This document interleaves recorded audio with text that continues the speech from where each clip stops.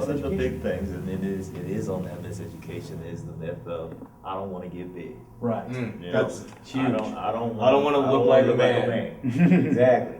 And we know that women don't typically expand. Of course. You know, their muscles, when they get stronger, when they get more muscular, they get denser, they get tighter. Right, They and shrink. that's that whole toning myth. That's the number one thing that just makes me want to punch a hole in the wall every time I hear it. Because people say, I don't want to lift heavy weights, I don't want to get big and bulky, I just want to to tone. And I'm keeping, I tell everyone that I talk to is, your body, when it comes to muscle and fat, it can do four things. It can gain muscle, it can lose muscle, it can lose fat and gain fat. There's no such thing as toning. All toning means is getting it's less fat on top of that muscle.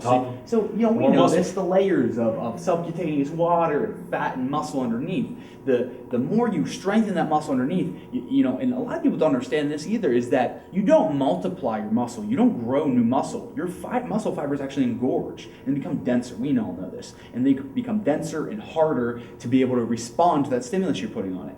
So harder, denser muscle underneath the same layer of fat looks toned. And there's no exercises that do that. Toning comes from what you eat in the kitchen.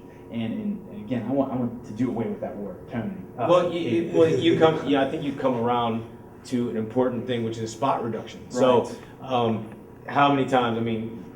Probably every.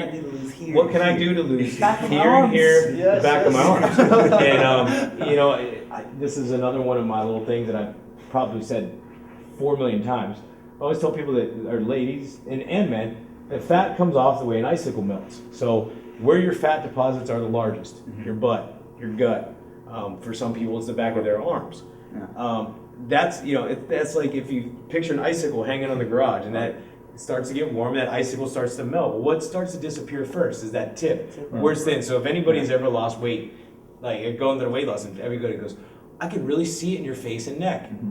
That's because that's the tip of that iceberg. Right. Okay, and what happens a lot of times is that people will start to get the tip of that iceberg to start to melt, and they'll think, well, I'm straight, I don't have to overload anymore. I don't have to keep pushing anymore. But if you don't push through that, you never get to that big, wide base. That's why you can see that guy in the gym that has really ripped chest and arms and back, but he carries a beer belly around because that's one, because he probably drinks a lot of beer, but also because that's his largest store of fat. That's where he carries his fat. And that's pure genetics, and that's something that unfortunately we can't control. And it's the rule of thumb is where you put on fat first is where you're going to take it off last. And it just goes without saying that people store fat differently.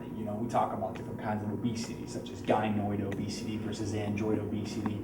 Men hold their fat more in their stomachs, and women hold it in the back of the arms, hips, and butt. And some women hold it differently. And no matter how lean some people get, they just hold fat in different areas for longer periods of time. And if they ever want to get that problem area to really tone up, it takes a lot of sacrifice as far as your diet and working hard in the gym, and not everyone is going to be able to look like someone else. We all have our own genetic makeup. I always say that I could train every day and I'll never be 6 foot tall. Right, exactly. You know what I mean? I'm 5'8". It's the same thing. I lift as many weights as I want. Again, like coming from the world of bodybuilding, we know we can look at someone, a grown man, and say, we can put 50 pounds of muscle in him. When we look at someone else the same height, same age, same ethnicity, and you say, you're not going to be able to put 50 pounds on that frame. It's just impossible. Some people have big, broad shoulders. I know, Reggie, when you started training yourself when you were younger, you were a skinny guy. 120 pounds. 120 pounds. And now soaking wet. And now you're walking around 200 plus and you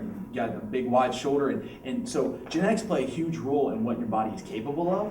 But there's no such thing as spot reduction. You can't do tricep work or bicep work to make your arms toned. And further, the big compound lifts such as the deadlift and the squats and the bench press and pull-ups and dips and all those compound exercises are really what's going to engage more muscle fibers.